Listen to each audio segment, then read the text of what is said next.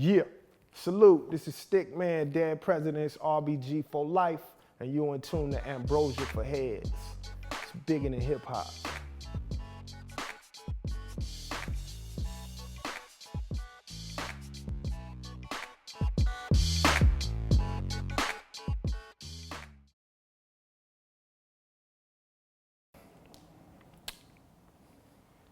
First piece of music I ever bought with my own money.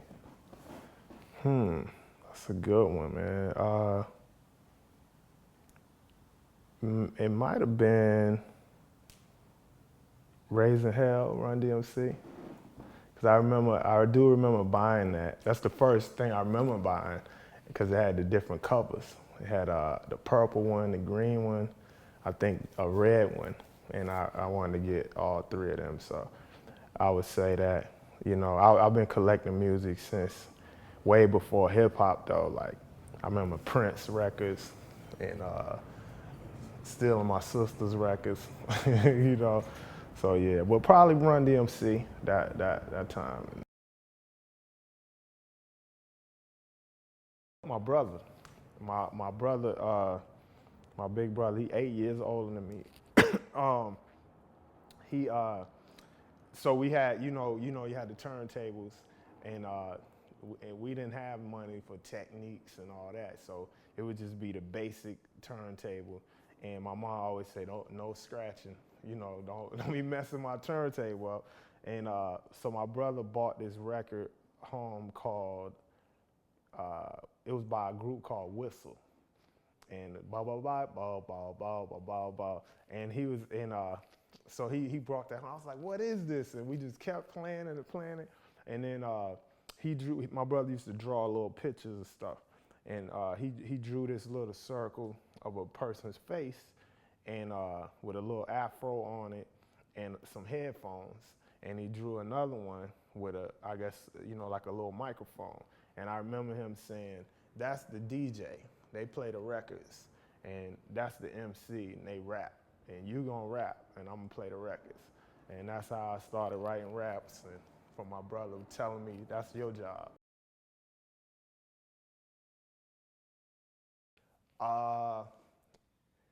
Probably some either Big Daddy Kane or LL. I remember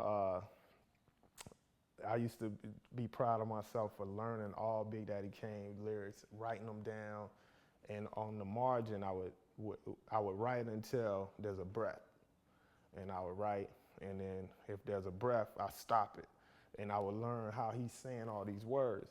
So Big Daddy Kane had this song, I think it was called Raw, I think. But it was like, let it roll, get bold. I just can't hold back or fold. And I'm the man with soul in effect. And contract to watch the head, watch the discotheque, and this group is what's next. You know what I mean? Like, I remember paying attention to where I knew those words exactly. And a lot of my homies knew the song, but they didn't know all the words. And so for me, it was about kind of like understanding, his skill. How was he able to do that? You know what I mean? And it helped me writing my own raps. I remember I wrote one of LL Cool J's songs for a talent show, and I was gonna perform his song. I wish I could remember it now. A lot of blunts later, but I remember putting my crew name in where he would talk about Cut Creator and his crew, and I performed it in my middle school. And I brought the house down, because it was new, in our area in particular. And so that was a chance I got to like be a creator, but I was biting LL's stuff and just excited, but it was so new, it don't matter, and those are some good times too, because it was when hip hop was appreciated like that. It's like, you can do a Run DMC song just like you do a cover of a classic song now. You know what I mean? It's paying homage, and it's how we learn as MCs, to create our own stuff. Big Daddy Kane, yeah. Big Daddy Kane definitely was my favorite for many, many, many years. I liked Too Short. I liked KRS a lot. You know, people who rhymes I wrote down. You know, I couldn't really write Too Short rhymes down around the house. You know, but I liked him because he would talk about Ronald Reagan and you know what I mean. He just had it was so uncensored. You know, and he had that Oakland boom bap. So coming from the South, I related to that. But lyrically, Kane was, to me, it was the best in that era. And so I wanted to be a MC of his caliber. You know, that was my goal.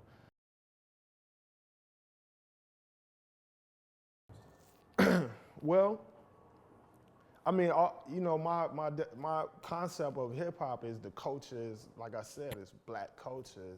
It's what we was already doing. You know, it's because you know it's the greens and the cornbread that your mama cooking while you trying to write a rap. You know, all of that goes into the blackness of it. You know, so really, I would say all my life I've been exposed to hip hop, but in the box of hip hop,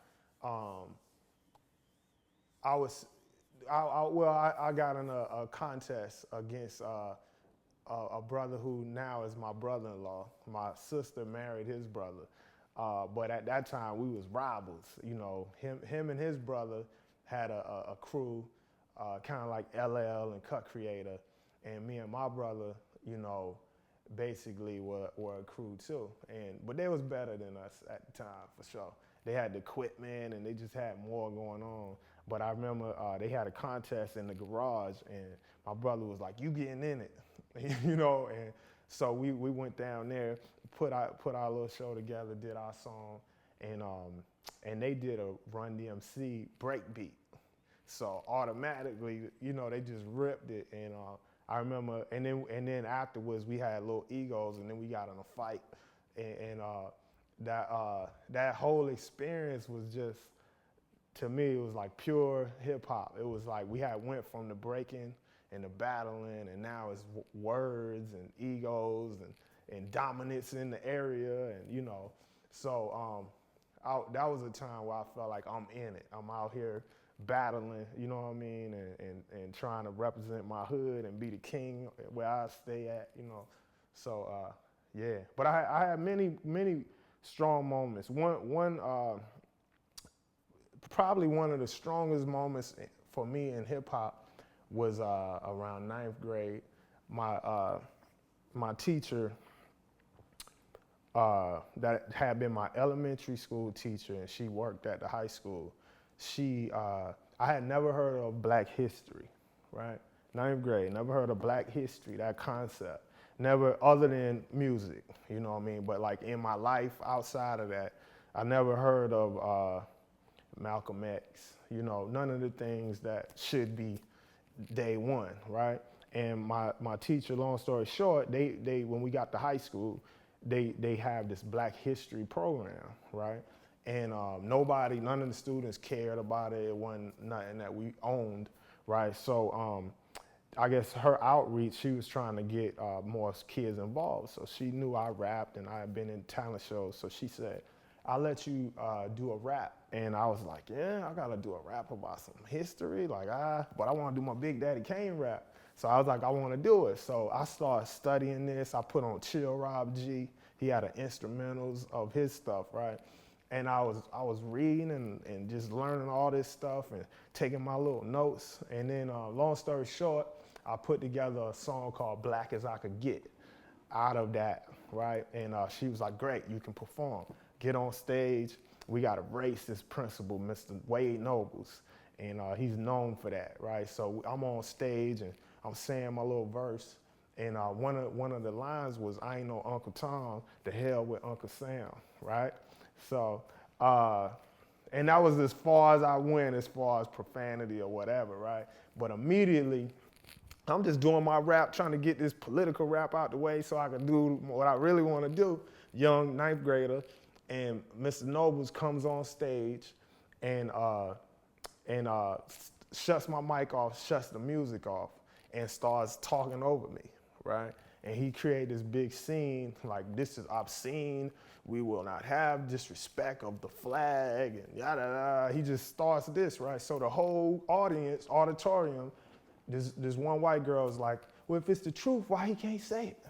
I never seen the kids like bucking back like that, right? I'm standing on stage, and then one of my hood friends, my man Arthur, he stood up and was like, what you want to do?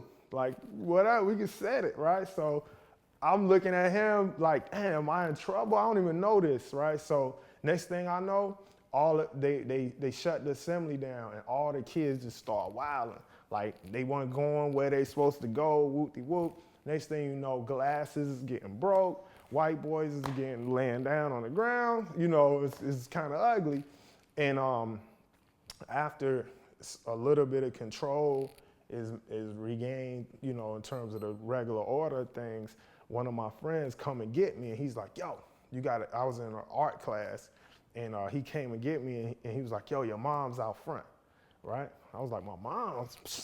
Jumped up, ran out of class. My teacher's like, where you going? You can't leave. I ran out. I go to the front of the school, and the news channel, the Nation of Islam, the church, everybody is at the school. And I walk out like, where's my mama at? And everybody's clapping. Like, yo, that's the guy who said the rap. And long story short, we ended up getting control of the Black History program.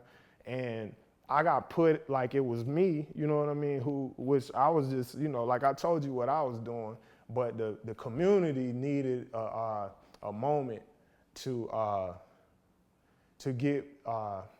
be more involved in what's going on at the school and what the Black students is learning, and that kind of was like a catalyst for that. Well, I have been rapping, you know, for many years, studying who I consider the legends, you know, really studying it, sharpening. I was on campuses when I was in high school. I got kicked out of high school in that story I told you. And so I would just be hanging on campuses, meeting MCs from everywhere, from New York, Philly, Gainesville, LA, whatever, sharpening swords, right? But my life wasn't really, you know, going for a positive, and then I got in the street life. The side of my family that's hustlers and whatnot, that, you know, I got caught up in that. And long story short, I ended up doing some time.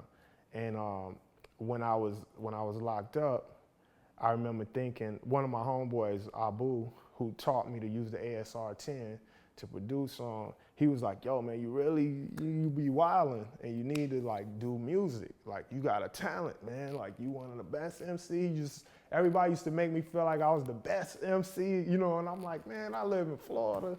This shit ain't going nowhere, you know. And so when I was locked up, I was fiending for writing. It was like, you know, you bored to death. And then I remember I used to do that by myself. And so I started getting my little paper and writing and writing and writing. And I did my bid. And I made a commitment. When I get home, I'm going all in on the music. You know what I mean? I don't really feel like nothing else is gonna fit me. You know, I can get a job somewhere. I'm out here half hustling, not working really, you know what I mean? And I was like, but music is a passion. And I remember that time in my life, it was positive, the community was, you know what I mean? And so that's when I said, I'm gonna do this. I ain't got no other option. Like, music is what I'm gonna do. And I got with my comrade M1, and we worked and did our little demos and perfected ourselves as a unit, or what we thought we perfected. And we decided New York would be a better place for the type of music we do to have a shot, you know, at a professional career. So we hustled up $900, went to New York, and that's another story, but, you know, here we are.